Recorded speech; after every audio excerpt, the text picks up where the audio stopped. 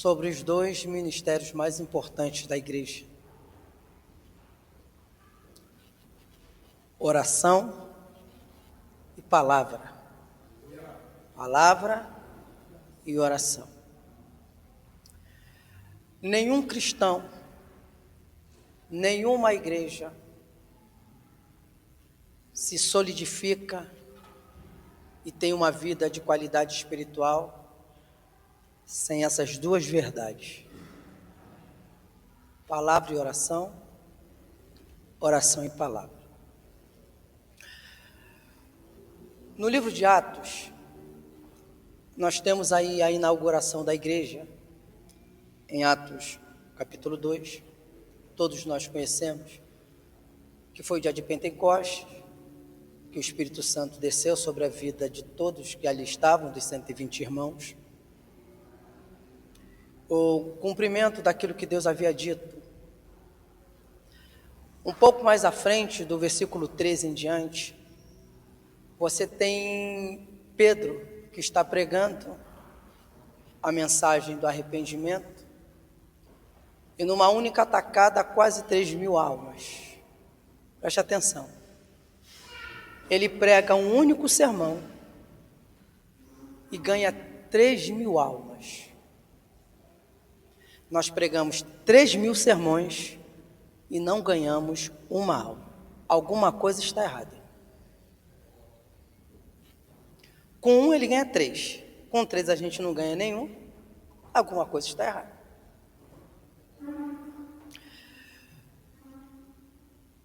Você vê que a igreja começa a crescer. Começa aproximadamente com 120, uma tacada de quase 3.000. E você vai vendo que o método de crescimento da igreja não são livros mirabolantes. É a pregação do evangelho. Simples.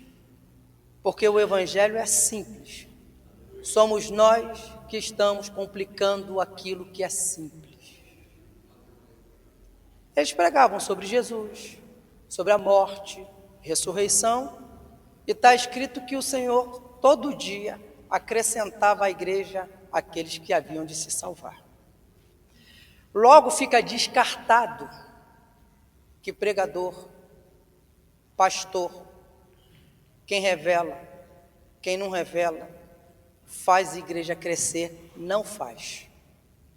Quem faz a igreja crescer é o próprio Cristo, através da pregação do evangelho. Isso aqui que a gente precisa entender, isso aqui. Por que eu estou falando isso? Porque você vai ver nas prateleiras evangélicas alguém dizendo assim: eu tenho um livro aqui, o livro aqui é o método de crescer a igreja. Para mim não funciona. O que funciona é a pregação do evangelho. O que funciona, o único método é esse aqui. E quem faz crescer a igreja é o próprio Cristo. A igreja está em desenvolvimento.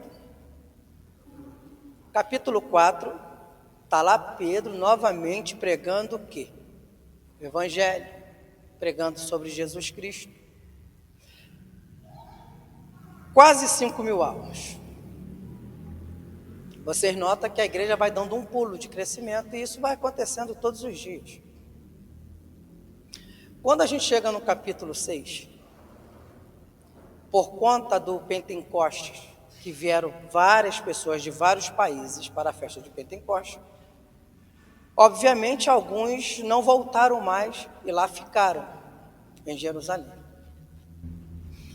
A primeira informação que nós temos é que, crescendo o número dos discípulos, ou seja, a igreja crescendo, houve uma murmuração dos gregos contra os hebreus.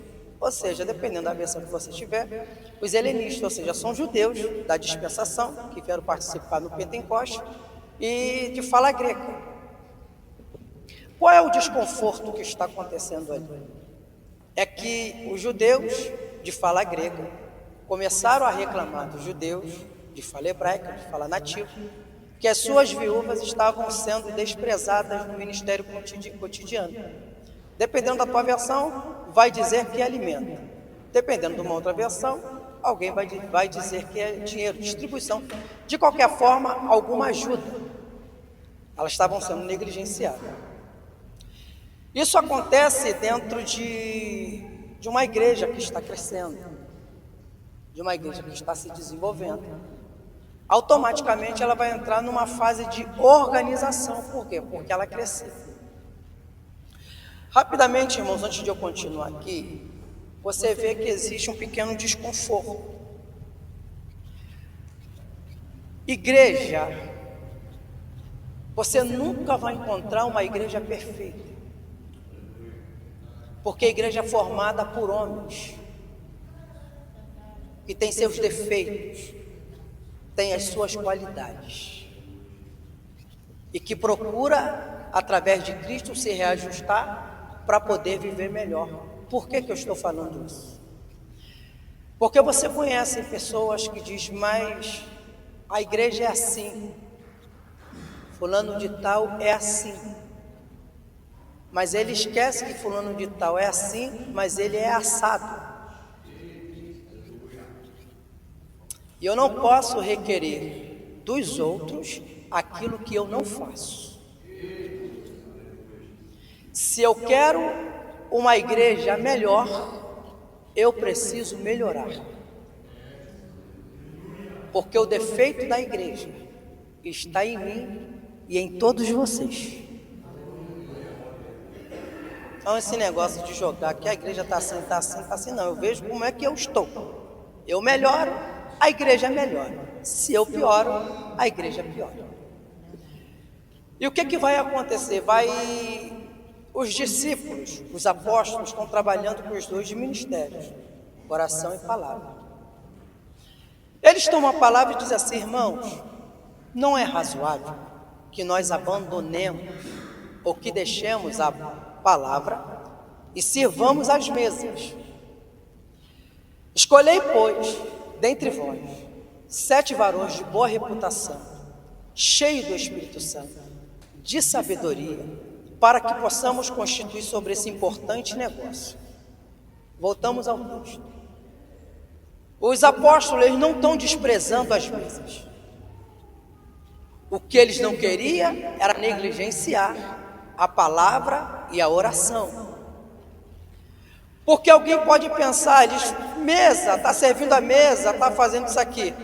O negócio não é tão simples que eles pedem para servir a mesa boa reputação, para servir a mesa cheio do Espírito Santo, para servir a mesa cheio de sabedoria. Então o negócio é importante.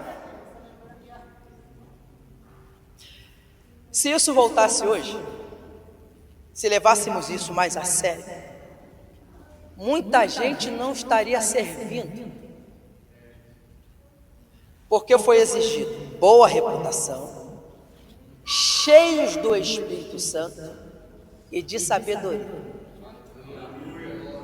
Nos apertaria feio. Isso aí agradou a multidão. E o que eles foram fazer? Eles foram fazer as escolhas dos 7 varões de boa reputação. Dentre eles é destacado Estevão, que se torna um grande pregador. Notem o que os discípulos ou os apóstolos, como vocês quiserem, eles dizem: porém nós perseveraremos na oração e no ministério da palavra. A sensibilidade deles é tão profunda e espiritual que eles disseram: nós não vamos largar esses 2 ministérios, essas 2 coisas importantes, e servir as mesas. Porque eles entendem que a igreja está crescendo com palavra, a igreja está se desenvolvendo com a pregação da palavra, a igreja está sendo qualificada com a vida de oração. A igreja, ela pode ter tudo.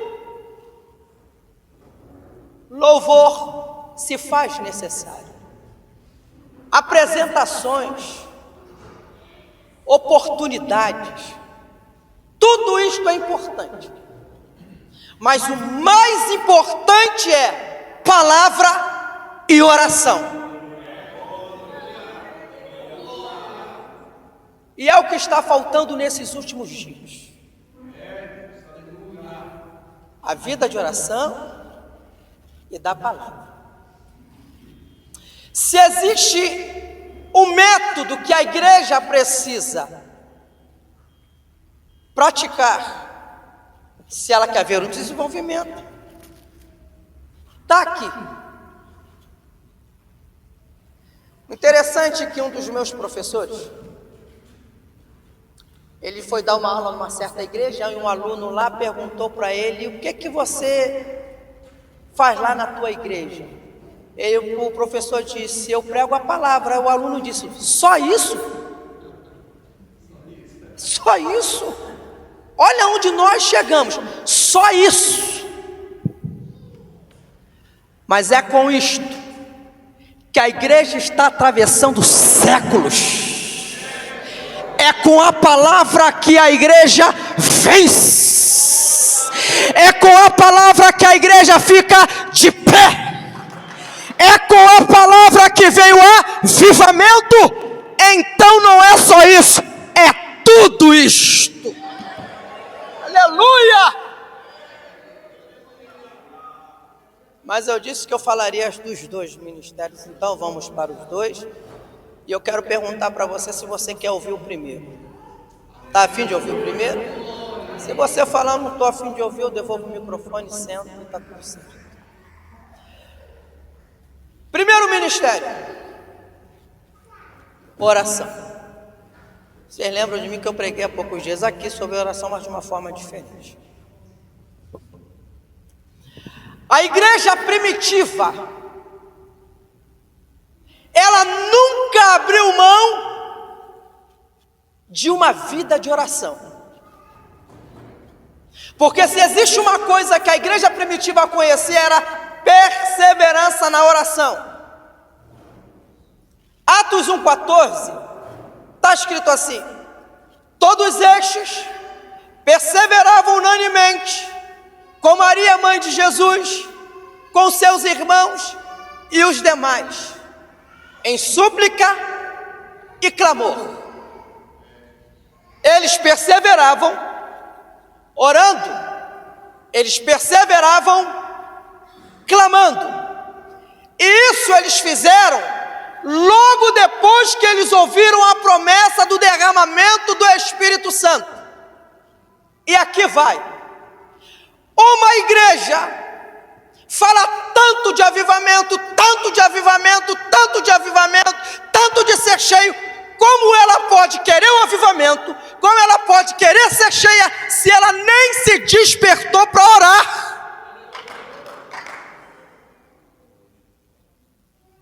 Tem que haver um despertamento para a oração. Eles aguardaram a promessa orando. Atos 2, versículo 42, está escrito: todos estes perseveravam na comunhão, no partir do pão e nas orações. Não se espante o culto mais vazio da maioria das igrejas são os dois: culto de oração e da palavra.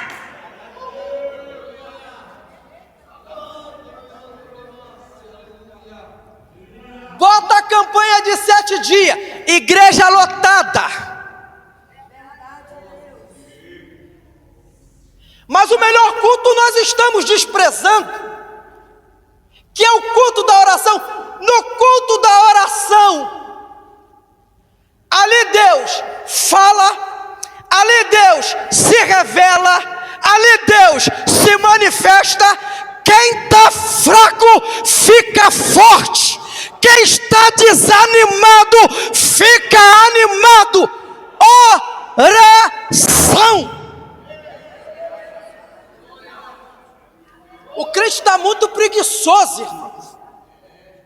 A vida da maioria dos crentes, ora por mim, ora por mim, ora por mim. Aí eu pergunto, será que esse crente não tem boca e não tem joelho?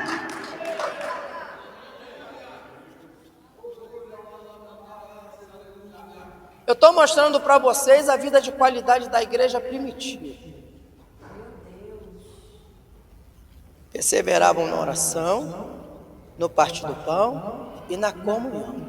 Capítulo 3 de Atos. Pedro e João subiam juntos. Aonde? Ao templo, a hora nona, para orar. Olha a vida da igreja, o tempo todo orando. A igreja primitiva vivia dentro daquilo que o apóstolo Paulo falou em 1 Tessalonicenses 5,17: orai sem cessar. Capítulo 3 de Atos, eles sobem, você conhece, colocavam um coxo para pedir esmolas. Dinheiro eles não têm, mas a vida de oração deram a eles autoridade para dizer: olha para nós, prata e ouro nós não temos, mas o que eu tenho eu te dou. Em nome de Jesus Cristo, levanta. Igreja que ora tem autoridade para falar no nome de Jesus Cristo de Nazaré. Aleluia! Aleluia!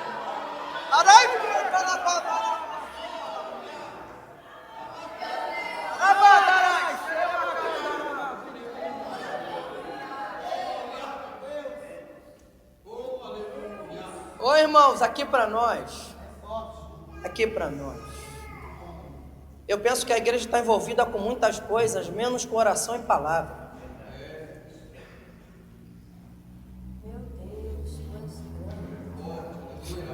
Eles não têm dinheiro, mas ele tem aquilo que é o maior do que o dinheiro. Irmãos, as coisas estão tão feias para o nosso lado, que se deixar até a oração para curar dor de cabeça já não está nem fazendo mais efeito.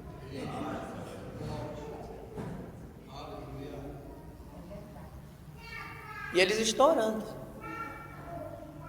O que eu acho interessante é que alguns dos dias atuais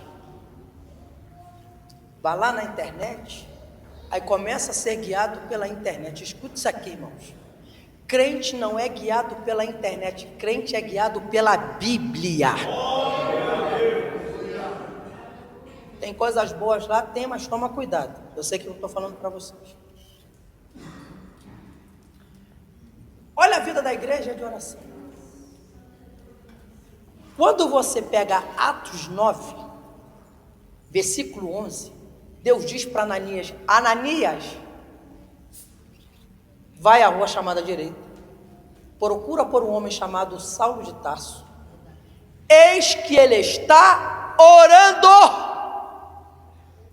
Escuta, eis que ele está orando. Quando Ananias chega na casa de Judas para procurar Saulo, ele não dá flagrante em Saulo falando mal de ninguém, mas dá flagrante nele porque ele está orando. Porque é melhor, Tati, dar flagrante em nós orando do que fazendo besteira.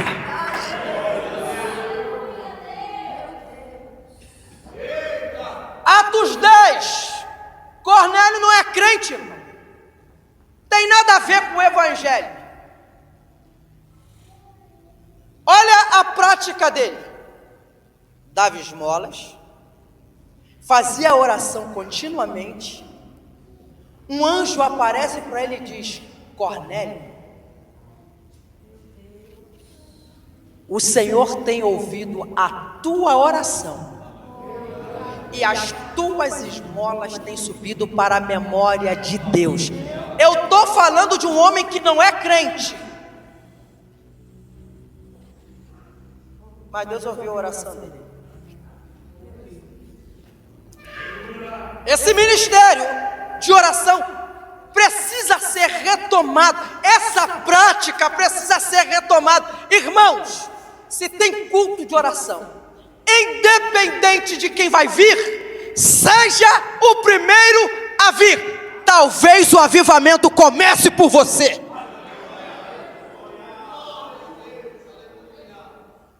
Atos 12. Herodes, Tiago, prende Pedro, que depois da festa eu vou tratar da vida dele, mas não vai não. Vai não. Herodes viu que aquilo agradou a multidão. Então daqui a pouquinho eu vou tratar da vida de Pedro. Só que no versículo 5 está escrito: enquanto Pedro era guardado na prisão, a igreja fazia contínua oração por ele e a Deus. Irmãos, uma igreja de joelhos é mais forte do que o exército brasileiro. Uma igreja de joelho, orando, ela tem uma arma poderosíssima. Talvez essa briga que está aí no mundo, esse congresso, o que está acontecendo, se a igreja se unisse para orar, eu creio que Deus interviria, porque a oração do justo pode muito em seus efeitos.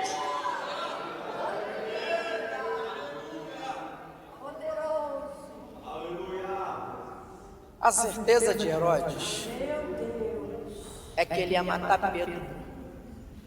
Mas presta atenção no texto. Botaram 4 quaternos de soldados. Isso significa que são 16 soldados. Mas espera aí, irmão. Pedro não é bandido. Que ameaça que o homem oferecia falando de Jesus, falando do amor de Jesus, é simples. No capítulo 4, prendem ele, dão chicotada nele, solta. Capítulo 5, prende ele, o anjo vai lá, abre a porta e diz para ele: vai lá no templo e vai falar do meu amor. Os caras ficam doidos, prende a primeira, prende a segunda. Por que na terceira eles colocam 16 soldados? É como se eles dissessem assim: agora não tem como. Está preso com corrente, está preso com 16 soldados, a porta está trancada, mas a oração da igreja, meu Deus do céu, a oração da igreja fez com que Deus levasse o anjo, entrasse na cela, abrisse: acorda Pedro, bota a capa Pedro, bota a sandália e vem Pedro, aleluia. Aí Pedro está achando que é um sonho, irmãos. Está achando que é um sonho. Isso aqui é coisa de louco. É por isso que eles colocam 16. Porque lá ele é solto. Daqui a pouquinho ele é solto. A cadeia está trancada, mas ele está solto como um negócio desse. Não dá para entender. É a oração da igreja. Aí daqui a pouquinho Pedro me vai na casa da irmã Maria, onde eles estão orando. Isso aqui é coisa muito linda, irmãos. O povo se reuniu em casa para orar. Acabou esse negócio. Sabe como é que era antigamente? Há alguns anos.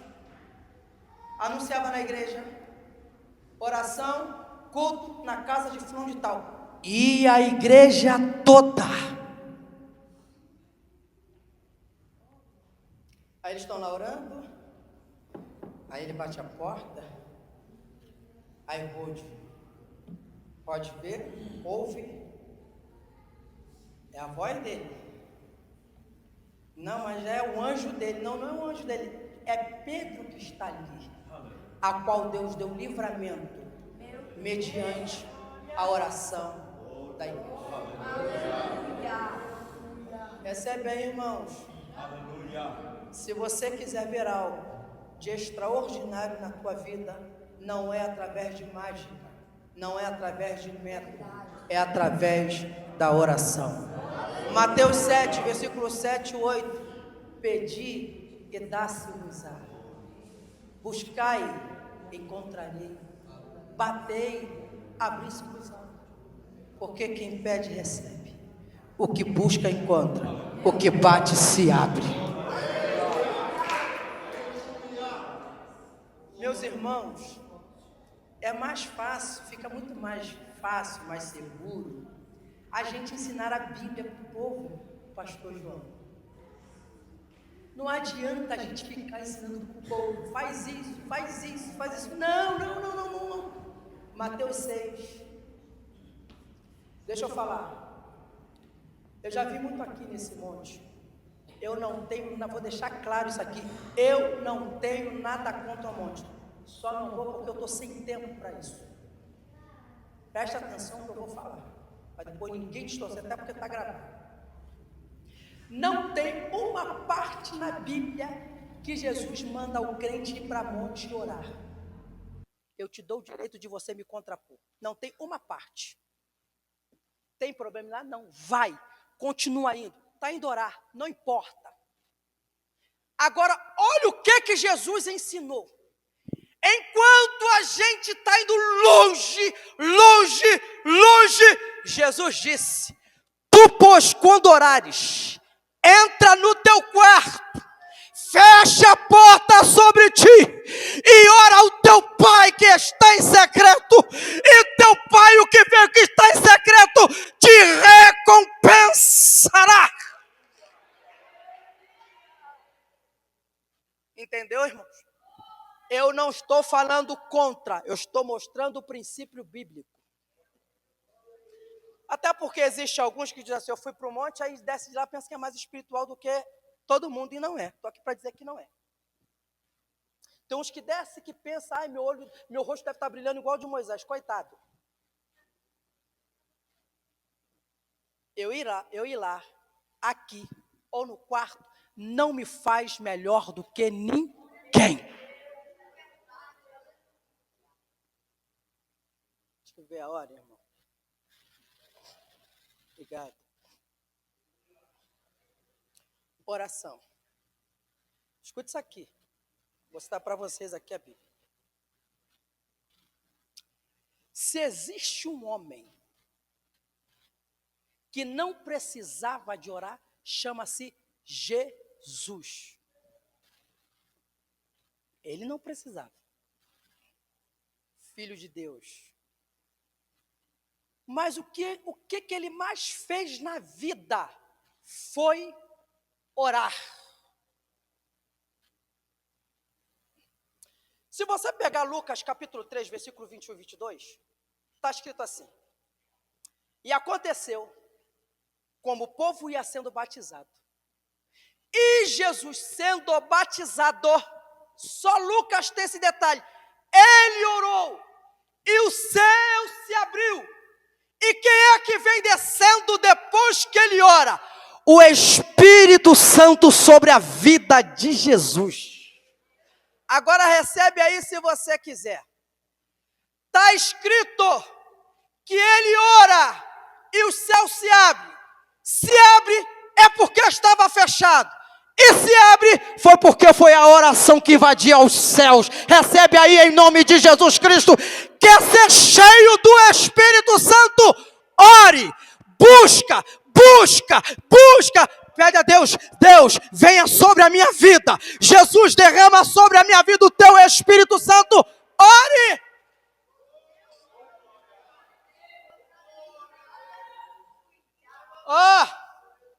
Isso aqui é antes de ele começar o ministério. Eu estou provando tudo isso aqui para vocês na Bíblia. Jesus, antes de Jesus começar a pregar, antes de Jesus começar a curar, o que Jesus foi fazer primeiro? Ele foi orar. Essa era a vida dele. Sabe por quê, irmãos? Olha, a gente precisa tomar muito cuidado para não nos tornarmos mecânicos. Se vai dirigir um culto, antes de dirigir, vai levar uma vida de oração. Se vai pregar, antes de pregar, vai levar uma vida de oração. Se for cantar, antes de cantar, vai levar uma vida de oração. Por quê? Porque o dia que nós nos tornarmos mecânico, acabou. Eu já sei o que eu vou pregar, já sei o que eu vou cantar, já sei como é que eu vou dirigir, vou orar para quê? Só tem um detalhe. A unção ainda faz a diferença.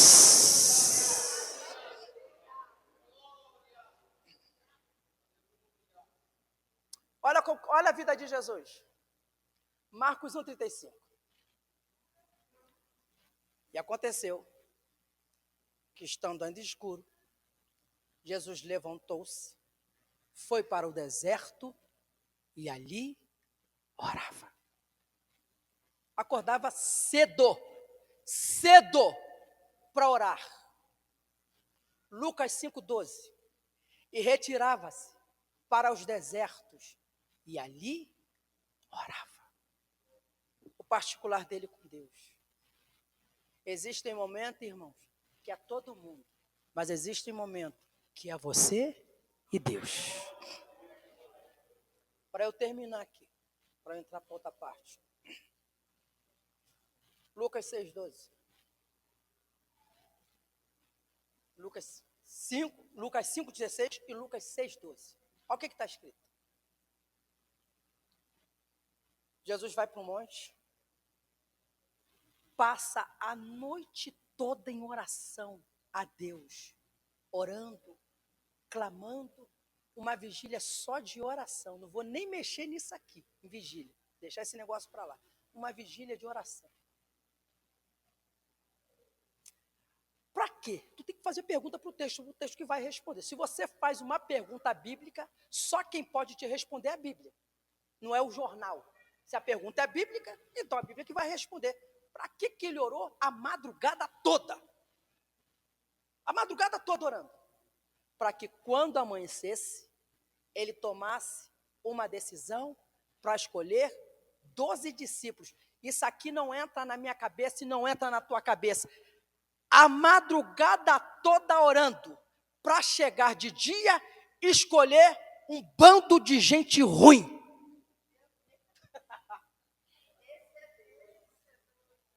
Por quê? Só gente ruim prova, eu provo. Os dois irmãos, Tiago e João, os caras gostavam de mandar, quer que manda descer fogo e mata todo mundo? Jesus, para com esse negócio. Para com isso, eu não vim destruir os homens, eu vim salvar. Estou falando dos discípulos. Olha quem ele escolheu.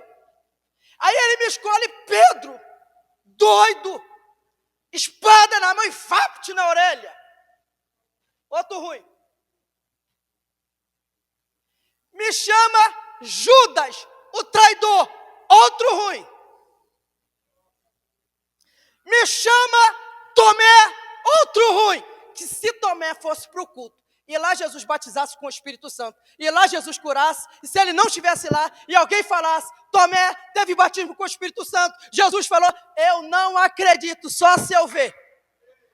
Ruim! E não ri não, que nós também fomos ruins, mas agora nós pertencemos a Jesus Cristo de Nazaré. Ele nos escolheu também, irmão. Aleluia.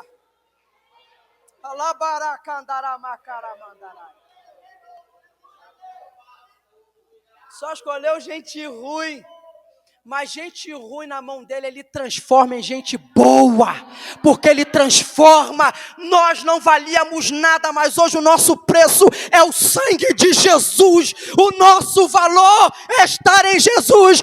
Ele nos resgatou lá de fora e nos transformou a vida.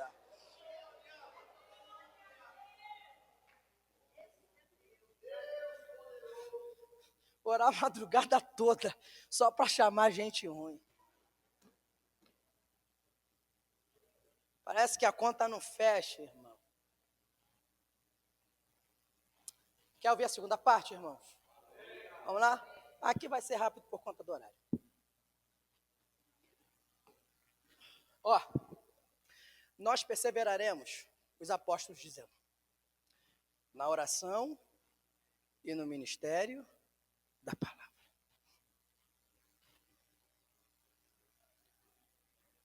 A igreja cresceu com a ministração da palavra pura, genuína, sem inventar. Deixa eu falar uma coisa aqui para vocês. Olha, irmãos, eu creio que Deus levanta pessoas. E Deus, independente do que esteja acontecendo, Deus vai continuar levantando pessoas. Mas escute isso aqui.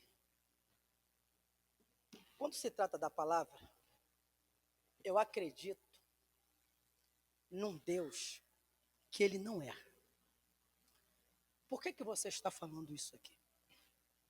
Irmãos, nunca tivemos um tempo. É que tem pregador para tudo quanto é lado e para todos os gostos. A pergunta que cabe é esta aqui: estão pregando o quê?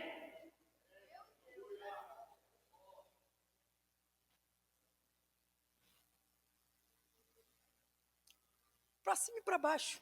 Para quê? Eu não estou falando de todos. Mas, irmãos, pelo amor de Deus, tem uma turma aí que eles pregam de tudo menos a palavra. Outro dia um colocou assim, que esse negócio de Facebook, o pessoal só gosta de botar as vantagens. Instagram só as vantagens. Nunca vai ver alguém colocando lá, ou estou feliz porque hoje eu comi ovo. Mentira. Nunca, só as coisas boas. Aí o cara me coloca lá, 30 dias pregando. Eu virei para minha esposa e falei, ó, não está nem orando e nem lendo. Como eu sou ruim, eu vou com ele. Vamos para o culto com ele. 30 dias? Falei, bora. Chegamos lá, congresso de jovem. Aí, oportunidade daqui, oportunidade dali. Aí chegou a vez. Aí, antes de passar a palavra, ele para mim, no meu lado, disse assim. Aí, me deram o tema agora, não sei nem o que eu vou pregar. Para mim, mentira, não tem a mensagem. Mas tudo bem, bora. Irmãos, falou coisa com coisa. 30 dias. Sabe o que é 30 dias pregando? E de repente o tempo todo, de manhã, de tarde, de noite? Não tem mensagem que aguente, irmão. Não tem tempo nem para orar e muito menos para ler. Aí tá lá o tempo todo. Aí saiu meio abatido. Eu falei, vou dar uma... Aí ele veio falar comigo, eu não desenvolvi muito, aí eu vou dar uma palavra de consolo. Eu falei, não, é assim mesmo, tem dia que a gente não prega legal, é assim mesmo. Aí bora para a vigília, mesmo dia. Aí tá lá a vigília rolando. Corinho de fogo daqui, corinho de fogo dali. E o anjo subiu, o anjo desceu. E vamos embora, vamos embora, vamos embora. Tranquilo. Minha esposa foi para o carro, na época eu tinha carro, foi descansar. Que já estava dando 2 e pouco, aquela coisa toda. Eu estou lá sentado e nada de passar para ele, dar 3h30. Eu falei, varão, eu vou embora que está cansativo, minha esposa está cansada, eu vou embora. Ele falou, tá bom. Aí ele diz, ele que pregou. Aí quando chegou, na parte da manhã, lá para as 10 horas, me ligou, varão, depois que você foi embora, mas Deus me usou, eu falei, eu quero o diabo. Eles não têm mensagem, eu que sou.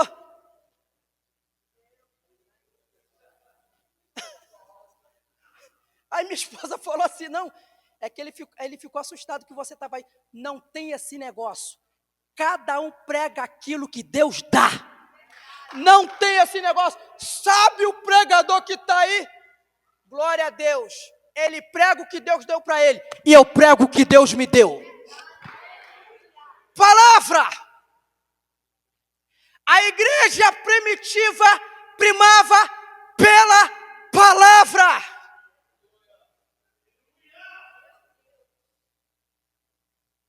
É por isso que capítulo 2, versículo 42, eles perseveravam na doutrina, conhecimento. A doutrina coloca a igreja no trilho, a doutrina ela corrige. É por isso que 2 Timóteo, capítulo 3, versículo 16, Paulo diz, toda a escritura divinamente inspirada, ela é proveitosa para redarguir, para corrigir, para instruir. Palavra! 1 Pedro 4,11, Pedro diz assim, se alguém falar, fale segundo as palavras de Deus, pelo amor de Deus. Tem mensagem? Prega. Não tem, seja humilde, eu não tenho mensagem. Vai sentar e deixa quem tem para pregar. Palavra. Foi o conselho de Paulo para Timóteo, capítulo 4, versículo 2. Pregue a palavra. Eu não tenho que criar nada. Pregue a palavra. Escute isso aqui.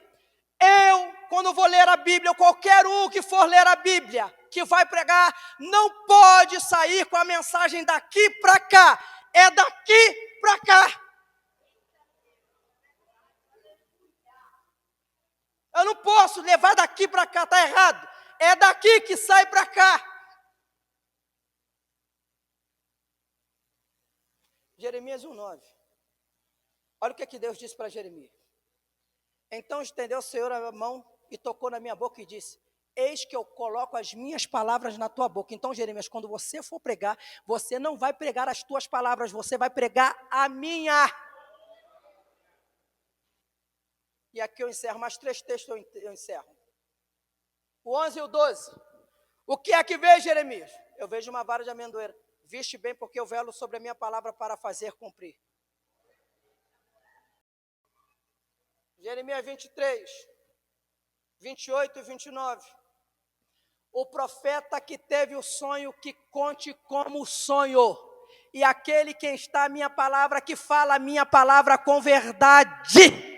Não é a minha palavra como fogo, diz o Senhor, e como um martelo que esmiuça a penha. A palavra é fogo, a palavra edifica, a palavra restaura, a palavra levanta, a palavra faz o que a gente não faz. Vamos ficar de pé em nome de Jesus.